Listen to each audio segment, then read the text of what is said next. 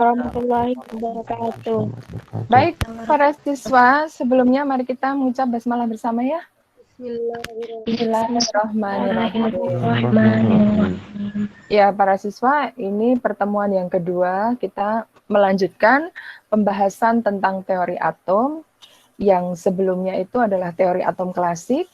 Ya, ada 4 orang yang kemarin sudah saya jelaskan, walaupun secara singkat ya. Kemudian pada pertemuan kali ini kita akan melanjutkan tentang teori atom modern atau dia itu dinisbatkan pada teori mekanika kuantum. Jadi era setelah ditemukannya persamaan gelombang oleh Schrödinger, yaitu persamaan gelombang pada orbital 1s, 2s, dan seterusnya. Kemudian dihitung energi pada tiap-tiap subkulit tersebut, bahkan pada tiap orbital ya, untuk persamaan gelombang Schrödinger itu, maka kemudian bermuncullah teori mekanika kuantum dan banyak tokoh-tokoh yang akhirnya menjelaskan serta melengkapi teori mekanika kuantum ini. Nah, para siswa, ada yang masuk lagi sebentar, saya cek siapa ini, Ardian. Baik, kita masukkan ya. Para siswa, sebelum kita membahas tentang teori atom modern, maka yang pertama kali kita singgung adalah atom hidrogen ya. Atom hidrogen ini atom yang memang digunakan pertama kali oleh Rutherford dan Niels Bohr yang kemudian dilanjutkan para tokoh lainnya untuk menyelidiki tentang kulitnya, tentang energi pada tiap kulit, kemudian tentang juga pergerakan elektron dan energi ionisasi, energi potensial dan seterusnya, ya. Maka betapa pentingnya atom hidrogen ya. Saya membuat poin-poin seperti ini ya. Kita lihat ya. Saya mulai menulis atom hidrogen itu atom yang paling sederhana ya, karena hanya memiliki satu elektron yang mengelilingi inti. Demikian atom hidrogen ini yang digunakan oleh Bohr untuk menjelaskan teori atom Bohr gitu ya. Kemudian jari-jari dari atom hidrogen itu adalah sebesar ini, jari-jari antara proton dengan elektron yang terluar itu adalah N kuadrat kali A0, dengan A0 itu adalah 0,528 angstrom. Kalau angstrom kemarin di kelas 11 saya sudah jelaskan ya bahwa 1 angstrom itu 10 pangkat minus 10 meter. Jadi kalau kita tulis, sebentar para siswa ini kenapa nggak jalan ya? Bentar ya. Loh, kenapa ya jalannya? Padnya nggak jalan nih, pad saya nih. Aduh. Nggak saya cek lagi tuh ya para siswa. Sebentar ya para siswa, mohon bersabar. Iya. Aduh. Oke, nah udah jalan sekarang. Baik, jadi kalau 1 angstrom itu 10 pangkat minus 10. Jadi kalau kita tulis dengan menggunakan satuan internasional kan berarti begini ya, 0,528 kali 10 pangkat minus 10 meter. Atau kalau kita tulis secara bentuk baku, ya berarti ini adalah 5,28 kali 10 pangkat min 11 meter. Ini adalah untuk jari-jari hidrogen pada kulit pertama ya. Jadi kalau kulit pertama berarti itu adalah 1 kuadrat dikalikan dengan 5,28 kali 10 pangkat min 11 meter. Atau kalau di kulit kedua berarti 2 kuadrat ya, berarti 4 kali 5,28 dan seterusnya. Kalau di kulit ketiga berarti 3 kuadrat kali 5,28 dan seterusnya. 3 kuadrat berarti 9 kali 5,28 kali 10 pangkat minus 11. Gitu ya. Itu tentang jari-jari atom hidrogen. Kemudian energi kuantisasi elektron di tiap kulit ya. Para siswa di tiap kulit itu memiliki energi kuantisasi, artinya energi tertentu yang sehingga elektron itu berada pada posisinya ya. Jadi kalau kulit ke-1 itu maka E1-nya ini, saya tulis sini ya, E1-nya itu berarti adalah minus 13,6 per 1 kuadrat. Berarti elektron di posisi ini dia memiliki energi sebesar ini ya, min 13,6 eV, elektron volt gitu ya. Kemudian kalau di kulit kedua, jadi begini ya, kalau misalkan kita gambarkan ya, ini ada proton lalu kulit elektron itu digambarkan seperti ini ya, berlapis-lapis di N1, 2, 3, 4, 5, 6 dan seterusnya 7 ya maksimal ya. Maka untuk E1 energi pada kulit pertama itu adalah min 13,6, kemudian energi pada kulit kedua E2 itu adalah min 13,6 dibagi 2 kuadrat ya, yaitu sebesar berapa tuh? Min 3,4 eV gitu ya. Kemudian energi yang ketiga ini sudah ada sebenarnya nih ya. Nah ini, jadi energi yang ketiga itu adalah min 13,6 dibagi 3 kuadrat berarti bagi 9. Itu adalah min 1,51 eV. Lalu energi yang keempat itu kulit keempat ya, berarti min 13,6 dibagi 4 kuadrat berarti bagi 16 ya, sama dengan min 0,85 eV dan seterusnya. Energi yang kelima itu berarti min 13,6 dibagi 5 kuadrat dibagi 25 sama dengan min 0,54 eV. Ya. Kalau keenam ya berarti nanti silahkan dihitung sendiri ya dan seterusnya. Nah, para siswa, nampak sekali bahwa energi elektron pada tiap kulit itu didefinisikan dengan minus ya, artinya adalah energi semakin besar kulitnya atau semakin jauh dari intinya, maka energi pada elektron tersebut, energi kulit pada elektron di kulit tersebut itu semakin besar. Saya ulang ya, jadi semakin besar kulit pada elektron tersebut, maka energi yang dimilikinya itu semakin membesar ya. Karena ada minus berarti semakin rendah. Ini kan kalau kita lihat ya, kalau kita lihat ini angkanya ya, kalau kita lihat angkanya itu semakin mengecil. Tetapi karena minus, maka kita sifati bahwa semakin besar kulitnya, maka justru energinya semakin besar pula. Enggak paham ya, ini maksud dari minus ini, tatanan minus ini, ada tanda minus di situ ya. Nah, para siswa, pada pembahasan atom Bohr kemarin ya, kita dijelaskan oleh Bohr bahwa sebenarnya elektron pada tiap kulit itu dalam kondisi yang stasioner. Jadi artinya dia tidak menyerap energi dan dia juga tidak memancarkan energi dalam kondisi yang stasioner. Jadi dia mengelilingi inti dengan lintasan-lintasan tertentu dan stasioner. Tapi elektron bisa juga berpindah dari satu kulit ke kulit yang lainnya. Bisa berpindah dari kulit yang dalam menuju kulit keluar, atau sebaliknya ya, dari kulit luar menuju ke kulit yang lebih dalam.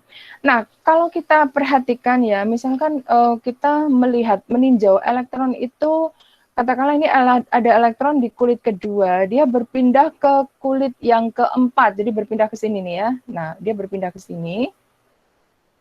Maka tentu saja kalau kita lihat energi elektron di kulit kedua itu adalah ini, min 3,4 eV ya. Lalu tiba-tiba ujuk-ujuk gitu ya, dia harus berada pada energi sekian, minus 0,85. Jadi energi pada kulit keempat, yaitu sebesar minus 0,85. Tadinya dia adalah min 3,4, sekarang dia harus berada pada posisi minus 0,85 eV. Nah, ini artinya dia harus mendapatkan asupan energi dari luar agar supaya dia bisa menempati kulit tersebut. Karena jelas pada kulit keempat itu energinya lebih besar daripada pada kulit yang kedua. Semoga paham ini maksudnya ya. Nah, akibatnya apa? Akibatnya itu tadi, saya sudah singgung ya, bahwa elektron itu membutuhkan asupan energi atau tambahan energi dari luar. Atau dengan kata lain, elektron itu menyerap energi. Nah, berapa serapan energi yang diperlukan supaya dia bisa berpindah dari kulit 2 ke kulit 4? Maka tentu saja delta H ya, delta H yang harus, delta H, delta E. Jumlah energi yang diperlukan oleh elektron tersebut adalah E4 dikurangi E2. Jadi energi pada kulit terakhir yang lebih besar dikurangi dengan energi pada kulit yang lebih dalam, yang lebih rendah. Berarti E4 gitu ya para siswa dikurangi dengan E2. Ya sudah kita kurangkan, berarti min 0,85 karena energi di kulit keempat itu ini ya, dikurangi ini ya, min 3,4.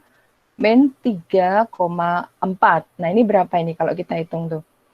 2,5. Berapa ya? 5, iya, berapa? 42,45 elektron volt ya. Nah, sekianlah energi yang dibutuhkan oleh elektron itu supaya dia itu mampu berpindah dari kulit kedua hingga menuju ke kulit yang keempat. Itu artinya kalau dia membutuhkan energi, artinya adalah dia itu sebenarnya mendapat serapan yaitu berupa panjang gelombang elektromagnetik. Jadi artinya nanti ada energi yaitu berupa cahaya, tapi cahaya monokromatis ya, atau cahaya elektromagnetik atau disebut sebagai foton gitu ya. Ada serapan cahaya sehingga dia mampu untuk berpindah dari kulit dalam menuju ke kulit luar. Tetapi dengan harga yang terkuantisasi, harga tertentu. Jadi tidak sembarangan ngasih energi lalu dia bisa berpindah, tidak, tetapi harus sesuai dengan jumlah kulit yang diperlukan pada kulit keempat. Dari kulit kedua ke kulit keempat diperlukan 2,45. Oh, berarti dia hanya butuh sekian gitu. Nah, kebalikannya kalau elektron itu berpindah dari kulit 4 ke kulit 2 gitu loh ya, maka itu artinya dia pindah kelas ya. Berarti dia menuju ke kelas yang lebih rendah, katakanlah begitulah ya, ke kulit yang lebih dalam. Saya kasih hijau ya. Jadi ketika elektron berada pada kulit keempat, dia berpindah ke kulit kedua, maka itu artinya energi yang baru akan dia pindah itu lebih rendah kulitnya, energinya lebih rendah. Jadi kulit kedua lebih rendah daripada kulit keempat. Dengan kata lain, maka tentu saja dia tinggal melepaskan energi yang dia miliki itu untuk mendowngrade, untuk menuju ke kulit yang lebih dalam. Dengan demikian dia tinggal melepaskan cahaya, gantian dia ya, dia melepaskan cahaya dalam bentuk foton. Berapa yang dilepaskan? Ya tentu saja harganya sama dengan 2,45 EV tetapi minus ya. Artinya kalau kita hitung lagi maka berapa jumlah energi yang dilepaskan oleh elektron itu untuk berpindah, maka tentu saja adalah E2 dikurang E4. Dan ini nanti akan kalau kamu hitung ya, nanti harganya akan sama dengan ini tetapi dia adalah minus, min 2,45 EV ya. Jadi sama, tetapi harganya minus. Minus itu artinya dia melepas cahaya atau dia melepas energi dalam bentuk cahaya maksudnya. Cahaya yang bisa diamati oleh mata. Entah bisa diamati atau tidak, tergantung dari serapan panjang gelombangnya itu pada di daerah mana dia serapannya. Gitu ya para siswa. Sampai di bagian ini penjelasan saya tentang teori atom hidrogen, tentang teori atom Bohr yang dikaitkan dalam perjalanannya kita nanti menuju ke teori kuantum. Ada yang mau disampaikan tidak? Kalau tidak ada, saya lanjutkan ya. Cukup ya? Halo? Baik, tidak ada ya? Sudah paham ya berarti? Saya lanjutkan ya? Saya lanjutkan? Boleh?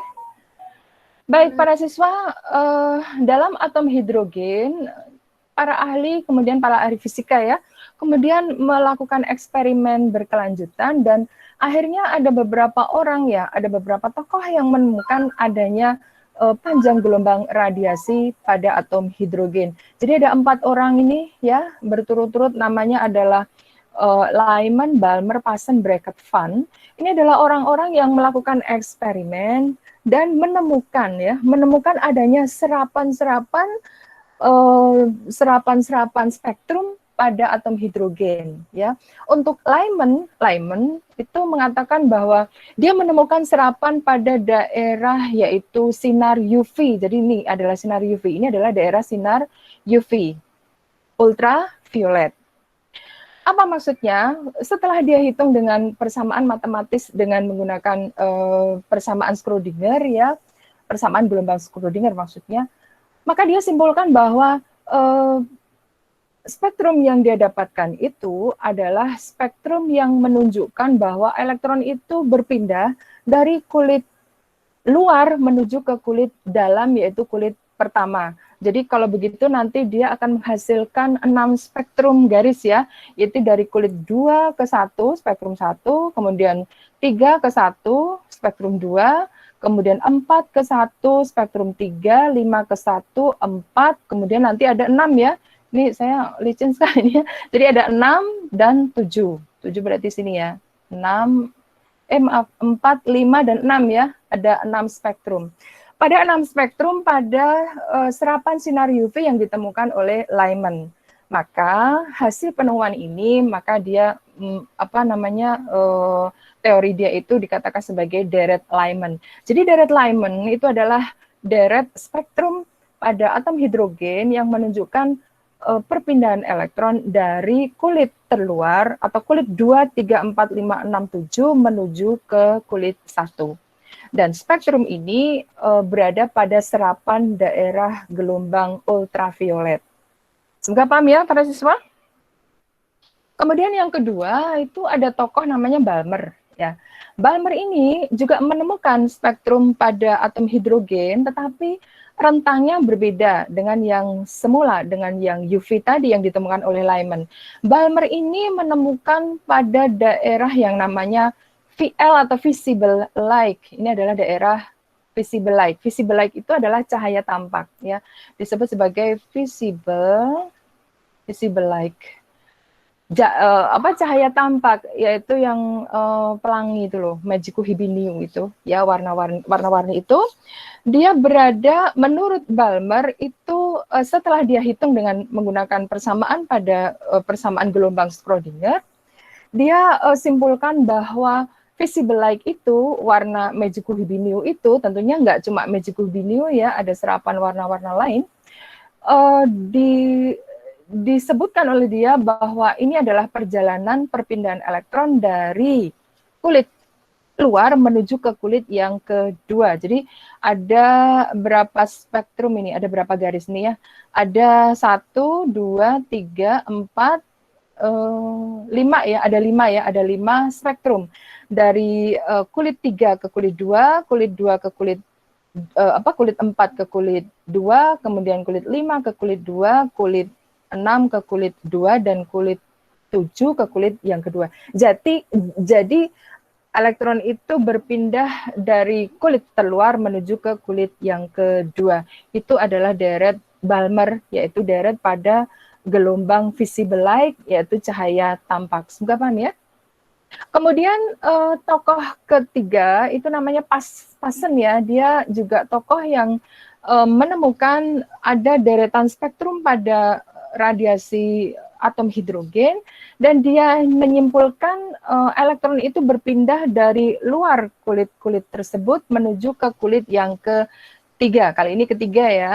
Nah, karena ketiga nanti dihasilkan ada berapa spektrum ya? Ada 4 spektrum ya. Dan 4 spektrum itu menurut Paschen ini ternyata berada pada serapan yaitu sinar inframerah. Ya, sinar IR. IR itu maksudnya sinar inframerah. Nah, para siswa, inilah deretan dari tokoh-tokoh itu. Demikian juga dengan Brackett dan Van. Brackett dan Van ini sama-sama juga seperti Paschen ya. Karena rentangnya ini terlalu kecil ya, rentangnya terlalu kecil, maka kelompok yang berikutnya itu juga pada daerah inframerah. Jadi kesimpulan dari percobaan mereka itu, untuk Lyman dia menemukan deretan pada sinar UV, kemudian untuk Balmer itu adalah sinar visible light, Paschen itu adalah sinar IR1, kemudian Brackett itu juga sama IR ya IR2, dan Van itu adalah pada sinar IR3. Itulah ada 5 serapan radiasi gelombang elektromagnetik yang bisa dibaca pada atom hidrogen. Nah, dari penjelasan saya ini barangkali ada yang ingin disampaikan atau ditanyakan, silakan. Ada tidak? Halo? Ini para siswa masih dengan saya nggak ini? Halo? khawatirnya menghilang. Halo. Ya, ada tidak? Ya, jadi Ada ya, Bu. baik. Jadi pada atom hidrogen kita mengenal ada 5 deret, yaitu deret Lyman, Balmer, Paschen, Brackett, Van, yang masing-masing tokoh-tokoh ini menyimpulkan atau mengumpulkan adanya kelompok sinar UV, sinar visible light, sinar inframerah 1, inframerah 2, dan inframerah 3. LBPBP ya dulu kalau saya di SMA waktu itu menghafalkannya LBPBP, Lyman, Balmer, Paschen, Brackett, Van. Ya, para siswa, itu dia mengenai atom hidrogen. Perjalanan kita menuju ke teori mekanika kuantum. Baik, kalau tidak ada, semoga jelas ya pembahasan saya tentang atom hidrogen. Kita menuju kepada model atom mekanika kuantum. Nah, para siswa, model atom ini ditemukan oleh banyak sekali tokoh ya. Antara lain ya ada itu tadi de Broglie, ya, ada de Broglie. Kemudian ada juga nanti Schrödinger, ya, Schrödinger. Kemudian ada juga tokoh seperti Heisenberg, gitu ya. Heisenberg ini orang Jerman atau Denmark ya, saya nggak begitu asal negaranya dari mana ini orang ini. Kemudian ada juga Planck ya, nanti juga akan mengumpulkan data-data yang mengarah pada mekanika kuantum. Kemudian ada juga tokoh yaitu Pauli yang menemukan asas Pauli ya, konfigurasi elektron itu menemukan spin elektron, dan masih banyak lagi yang akhirnya mereka itu menyimpulkan tentang teori mekanika kuantum. Nah, sekarang kita mulai dari ini kayaknya puzzle-puzzle ini nggak bisa kita apa ya, maksudnya urutannya siapa itu tidak bisa. Jadi mereka itu saling melengkapi saja ini ya. Saya hapus ini dulu ya. Oke, ini aduh malah saya hapus semuanya ini deh. Oke ya, kita mulai dari de Broglie. Broglie ini adalah tokoh yang mengemukakan tentang teori yang namanya dualisme pada cahaya, ya, atau teori gelombang de Broglie. Dia mengatakan seperti ini sebenarnya, partikel subatomik, contohnya elektron subatomik itu jadi partikel penyusun atom gitu, yang bergerak itu kemungkinan ada memiliki sifat gelombang dengan panjang gelombang tertentu.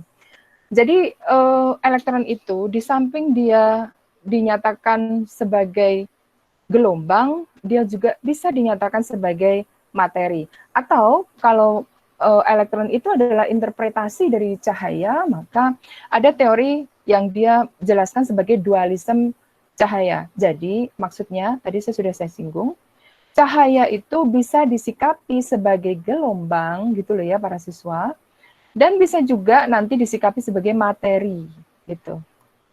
Gelombang dan juga sebagai materi. Kalau cahaya sebagai gelombang kita sudah mafhum semuanya ya, di kelas 11 kita sudah belajar cahaya sebagai gelombang. Jadi dia itu memiliki 6 sifat ya, 6 sifat yaitu ada dia itu refleksi, pencerminan ya. Kemudian dia bisa juga melakukan refraksi, pembiasan, dia bisa juga melakukan difraksi, pelenturan, kemudian dispersi, semoga dapat ya kalian ya, yaitu peruraian, lalu polarisasi, yaitu pembelokan kecepatan rambat cahaya karena melewati bidang polarisator, dan yang terakhir dia bisa juga melakukan interferensi.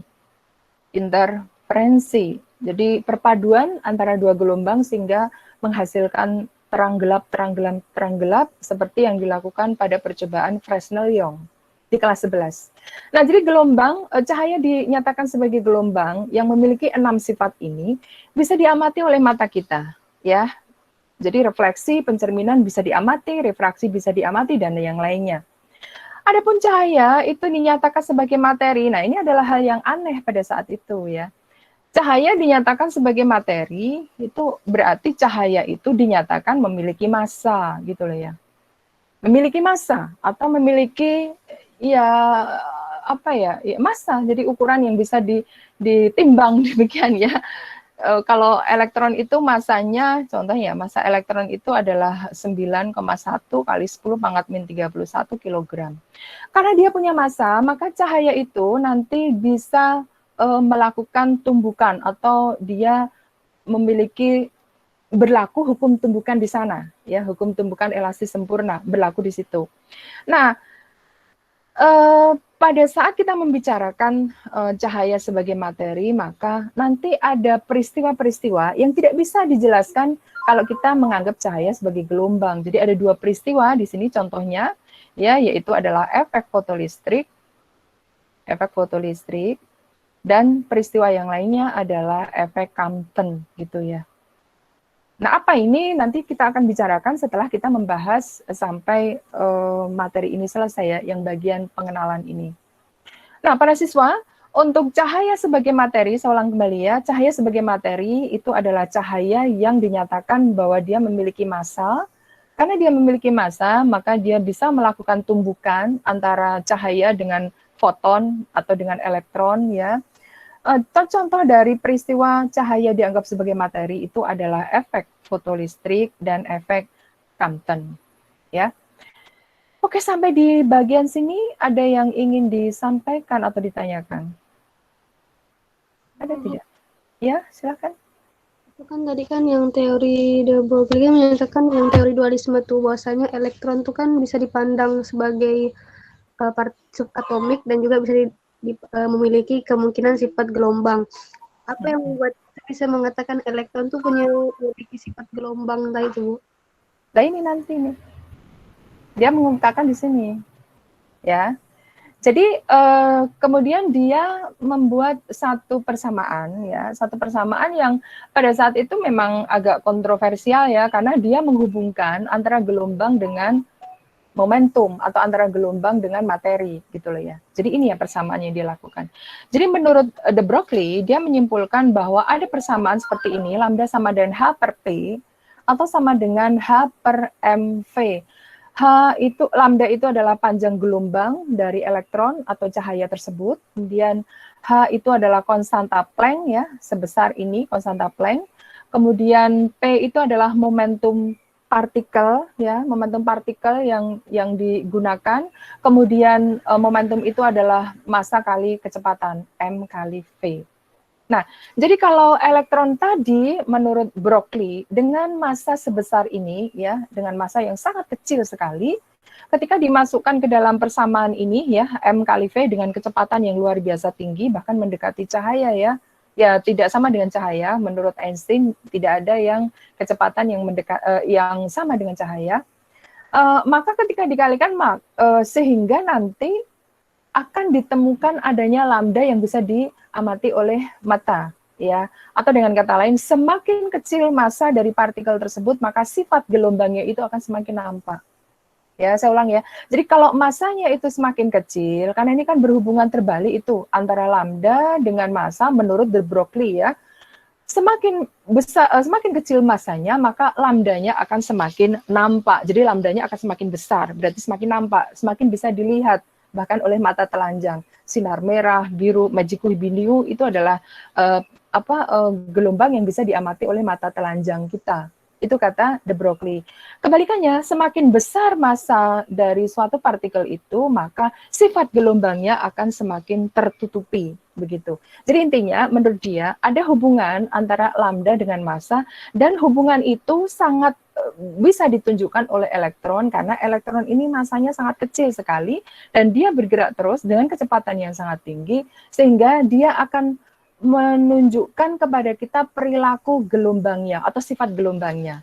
Itu teori gelombang de Broglie. Dan memang kenyataannya memang bisa dihitung tuh sebenarnya energinya, massanya, dan panjang gelombangnya. Begitu penjelasan saya? Terima kasih. Ya, ada lagi yang ingin disampaikan? Begitu ya. Jadi kalau teori ini memang kalau di SMA ya tidak terlalu detail ya. Mungkin nanti di perkuliahan di perguruan tinggi, kalau kalian menuju ke jurusan fisika atau jurusan kimia MIPA gitu, tentu akan lebih dipertajam lagi tentang spektroskopi ya, tentang teori atau modern akan lebih detail lagi. Bahkan persamaan Schrödinger akan diberikan. Kalau saya berikan persamaan Schrödinger itu rumit sekali ya, karena di sana ada 3 variabel, ya ada variabel jari-jari, variabel sudut, dan satu lagi saya lupa ya, variabel waktu. Jadi elektron itu bergerak terus, sehingga ada 3 variabel yang sulit sekali bagi kita untuk mengamati perjalanan elektron itu. Dan akhirnya poin berikutnya memang itulah yang dikatakan oleh Heisenberg, ya, murid dari Berkeley ini. Sebenarnya murid dari Bohr ya. Nah, dia kemudian menyatakan adanya prinsip ketidakpastian Heisenberg. Prinsip ketidakpastian Heisenberg. Jadi ketika dia mengamati persamaan ini, ya, persamaan lambda sama dengan H per P, ya, nampak bahwa kok seolah-olah gampang lah ya, kita ini kalau begitu persamaan ini kan berarti menyatakan H sama dengan lambda kali P gitu. Nah, ini dia yang jadi masalah ya. Kalau begitu, lambda kali P itu sama dengan konstanta Planck. Gampang dong ya kalau kita dapatkan. Tapi pada kenyataannya, menurut Heisenberg, itu sepertinya tidak mungkin kita melakukan pengukuran dua besaran ini secara bersamaan dengan teliti. Ya, jadi dia mengatakan begini nih. Tidak mungkin mengetahui posisi partikel, ya, secara teliti dan momentum partikel itu secara teliti pula dengan bersamaan, ya. Jadi tidak mungkin kita mengukur posisinya dan mengukur momentumnya elektron tersebut secara bersamaan. Kenapa? Karena elektron itu bergerak terus. Jadi ketika kita mengukur kecepatannya, maka lolos lagi nih, lambdanya nggak terukur. Sebaliknya, kalau kita mengukur momentumnya, lolos lagi karena posisinya bergerak lagi, demikian seterusnya. Sehingga betapa sulitnya ya, teori ini bisa diterapkan pada elektron. Tapi akhirnya salah satu dari teori dia, Heisenberg, itu bahwa dijelaskan bahwa posisi partikel dan momentum partikel itu tidak bisa diteliti secara tepat dengan bersamaan. Jadi salah satu harus dikorbankan. Kalau kamu ingin mengetahui posisi elektron dengan tepat, maka momentumnya kamu korbankan itu. Atau sebaliknya, kalau momentumnya ingin kamu ketahui secara tepat, maka posisinya kamu lupakan itu. Intinya seperti itu. Nah, untuk Heisenberg ini di SMA memang tidak didetailkan secara secara detail sekali, karena memang pada persamaan Heisenberg ini ada banyak sekali persamaan matematik yang harus kalian perhatikan di situ ya, dan memperdalamnya lagi ya silahkan kalian kalau ingin menuju ke jurusan-jurusan yang tadi saya sebutkan, terutama yang fisika kuantum atau kimia kuantum ya para siswa. Oke, kemudian yang terakhir, babak terakhir ujung-ujungnya adalah tentang bilangan kuantum. Jadi elektron atom tadi kemudian ditata sedemikian rupa konfigurasi elektronnya dengan menentukan 4 bilangan kuantum pada elektron tersebut. Jadi ada 4 yang dikenal dalam kimia ya, ini di kimia juga sudah ada ya, kalau tidak salah kelas 10 katanya. Itu ada bilangan kuantum utama atau N, kemudian bilangan kuantum orbital atau L, lalu bilangan kuantum magnetik atau ML, dan bilangan kuantum spin atau MS ya. Nah, bilangan kuantum utama itu menunjukkan pada kulit berapa elektron itu berada. Ya.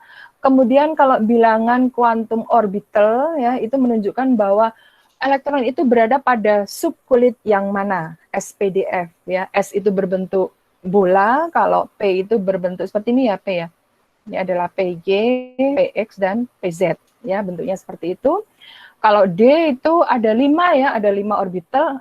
Di dalamnya ada 5 orbital, yaitu bentuknya ada DXY, DXZ, DYZ, DX kuadrat, min Y kuadrat, dan DZ kuadrat.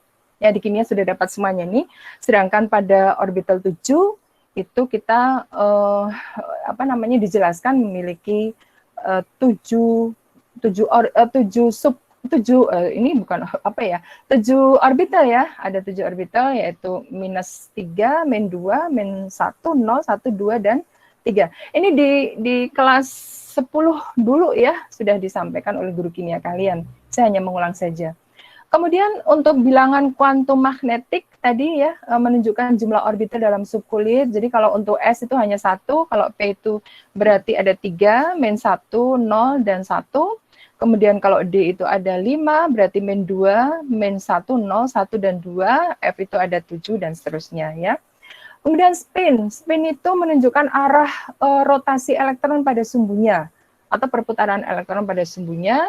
Dia mempunyai 2 arah, yaitu arah dengan searah jarum jam dan berlawanan jarum jam. Kalau berlawanan jarum jam diberi simbol plus setengah ya dan tandanya ke atas, sedangkan kalau searah jarum jam maka dia min setengah atau tandanya ke bawah. Jadi kalau di kimia itu kan kalian misalkan ya suruh mengkonfigurasi elektron, kemudian jatuhnya pada 2p misalkan saja. 2p berarti ada 3 orbital ya, di sini p itu dia 3 orbital yaitu min 1, 0, dan 1. Seandainya ada 5 elektron yang terdistribusi ya, maka tentu saja ini penyusunannya seperti ini kan ya, 1, 2, 3 setengah penuh, kemudian sisanya ke bawah seperti ini. Nah itu dia ya. Jadi ke atas itu berarti spin elektron tersebut dia adalah berlawanan jarum jam ke atas. Kemudian kalau ke bawah ini dia searah jarum jam atau diberi nilai minus setengah. Oke, terakhir konfigurasi elektron ini kita mengenal bukan tiga tokoh ya. Kita mengenal aturan yaitu aturan Abel, kemudian aturan Hahn dan larangan Pauli. Ya, Abel itu menyatakan bahwa Abel itu bukan nama orang ya, jadi ini adalah bahasa Jerman yang menunjukkan bahwa ada peningkatan. Pengisian elektron dimulai dari subkulit yang paling rendah energinya menuju ke subkulit yang lebih besar. Jadi 1S dulu ya, kemudian 2S, 2P, 3S, 3P, 4S, 3D, 4P, 5S dan seterusnya. Biasanya kan kalau menulis kita 1S2, 2S2, 2P6, 3S2, 3P6, 4S2 dan seterusnya. Sejumlah elektron yang ada pada kulit pada atom tersebut gitulah ya. Itu aturan Abel. Saya kira nggak perlu saya jelaskan lagi ya. Kemudian aturan Hahn. Nah, aturan Hahn tadi adalah prinsip pengisian elektron dalam orbital itu meminimalisir energi di dalam orbital. Jadi kalau tadi yang 2P elektron itu jumlahnya 5 ya, ada 5 elektron terdistribusi ya seperti ini, min 1, 0 dan 1, maka agar supaya energi elektron itu rendah, maka setengah penuh dulu, berarti dia akan menyusun diri seperti ini dulu. Nah, ini dulu nih yang dia susun tuh ya. Dia akan mendistribusikan ke dalam semua orbital setengah penuh karena itu energinya rendah. Setelah itu sisanya didistribusikan pada jumlah yang tersedia. Jadi bisa di sini tuh. Nah, bisa di sini. Ya, seperti itu. Kemudian larangan Pauli. Larangan Pauli ini menunjukkan bahwa dia sebenarnya penyelamat ya, penyelamat teori-teori mekanika kuantum. Tidak boleh ada 2 elektron yang memiliki bilangan kuantum dengan nilai keempat-empatnya itu sama. Jadi ada yang salah satu yang membedakan. Jadi tidak boleh 4 bilangan kuantum itu sama, semuanya tidak boleh. Ya. Sehingga untuk membedakannya dalam satu orbital itu pasangan elektron harus memiliki spin yang berbeda. Jadi dalam satu orbital yang terisi oleh 2 elektron seperti ini, maka spin yang satu itu searah jarum jam, spin lainnya itu berlawanan jarum jam. Jadi kalau kita lihat ya, misalkan yang ini ya, elektron yang sebelah kiri ya, saya kasih biru deh ya. Yang sebelah kiri ini N-nya adalah berapa? 2 ya, karena ini kulit kedua. Kemudian L-nya itu adalah P, berarti dia itu 1 gitu ya. P-nya itu berarti menunjukkan bahwa P-nya, L-nya itu 1, kemudian ML-nya, orbital magnetiknya itu dia berada pada orbital yang minus 1, sedangkan MS-nya, spin-nya itu ke atas berarti dia plus setengah. Adapun yang elektron satunya lagi nih ya, yang hijau nih, yang ini katakanlah yang ini, yang hijau, maka N-nya itu tetap 2 karena dia berada pada kulit kedua, ini kulit 2P. Kemudian L-nya itu tetap P ya, berarti 1 juga. Lalu ML-nya kebetulan dia berada pada satu paket dengan yang biru ini saya biru ya, yang biru ini. Nah, itu maka dia ML-nya adalah min 1, tetapi spin-nya itu adalah ke bawah, berarti min setengah. Nah, ini dia yang menunjukkan pembeda dari 4 orbital itu, 4 bilangan kuantum. Jadi tidak boleh ada bilangan kuantum yang 4-4-nya itu sama. 4-4-nya sama berarti artinya elektron dalam orbital itu ke atas semua atau ke bawah semua, itu tidak boleh ya. Ke atas semua atau ke bawah semua itu tidak boleh. Itu artinya keempat-empatnya sama. Semoga paham apa yang saya jelaskan. Ada yang mau ditanyakan, silahkan. Halo. Baik, ini ya sangat cepat sekali ya, dan waktunya juga sudah habis nih, 8:40. Jadi memang para siswa di era pandemi seperti ini, pembelajaran memang ya tidak bisa efektif sama sekali ya, sehingga hanya materi-materi yang sangat penting di antara yang penting yang bisa saya sampaikan saja ya, tidak semuanya bisa saya berikan karena memang waktunya, durasinya hanya berapa ya, 50 menit ya, bahkan ini sudah selesai ini sebenarnya. Baik para siswa, dari saya cukup sekian dulu ya tentang teori atom ini. Memang agak sedikit rumit, SMA aja begini ya, apalagi perkuliahannya. Saya tidak bisa menambahkan yang lainnya. Kelanjutan berikutnya kita nanti akan berbicara tentang bagaimana cahaya itu bisa dianggap sebagai memiliki sifat materi sehingga dia bisa melakukan efek fotolistrik dan efek Compton. Dari saya cukup sekian saja para siswa, tolong jaga kesehatan kalian, stay at home, kalau tidak ada keperluan mendadak atau penting itu tidak perlu keluar. Kalau seandainya keluar pun gunakan masker ya kemana-mana, lalu sering cuci tangan dan berjaga jarak minimal 1 meter ya dengan yang lain. Sekian saja dari saya, kita akhiri dengan hamdalah ya. Alhamdulillahirabbil alamin. Iya, sekian. Assalamualaikum warahmatullahi wabarakatuh. Waalaikumsalam warahmatullahi wabarakatuh.